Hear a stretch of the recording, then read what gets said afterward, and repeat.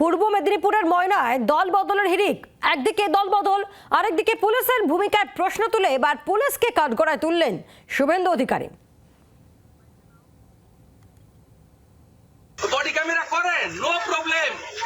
আমি ল abide people. আমি ওর বউকে হাইকোর্টে নিয়ে যাচ্ছি, রিট করব। ওসিআর আইও দেখা হবে হাইকোর্টে। হয় দেখো 5 মিনিটের মধ্যে কত পুলিশ জড়ো করেছে দেখো। আমার নাম শুভেন্দু অধিকারী।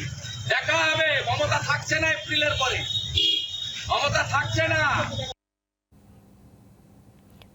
ভোটার মুখে একদিকে দল বদল এবং একই সঙ্গে পুলিশের ভূমিকা নিয়ে সরব শুভেন্দু অধিকারী। কিরণ রয়েছে আমাদের সঙ্গে। কিরণ, দেখো, বিরোধী দলনেতা শুভেন্দু অধিকারী আজকে ময়নাতে একটি যোগদানের কর্মসূচি শেষ করে তিনি ময়না থানার সামনে যান। কারণ এখানে আজকেই ময়না থানায় গ্রেপ্তার করেছে বিজেপি নেতা উত্তম সিংকে। একটি তৃণমূল কংগ্রেসের কর্মীকে মারধর নিয়ে সেই অভিযোগের ভিত্তিতে গ্রেপ্তার করা হয়েছে।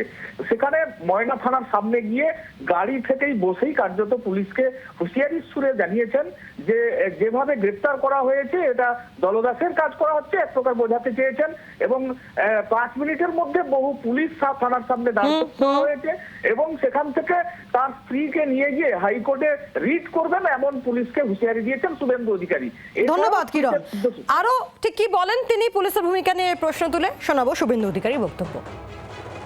ডাক্তার সংগ্রাম তোলাইয়ের মতো একজন ওদের এক্সএমএলএ বড় নেতা, যিনি এখনো টিএমসির প্রমুখ নেতা হিসেবেই পরিচিত, তিনি আজকে যোগদান করেছেন। তার সঙ্গে অনেকে যোগদান করেছেন ও আগামী দিনে বহু লোক যোগদান করবেন।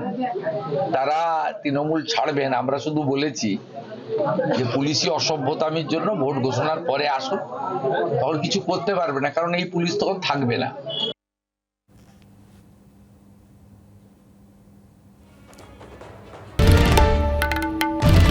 বাংলার আওয়াজ, বাঙালির আবেগ, জি 24 ঘন্টা।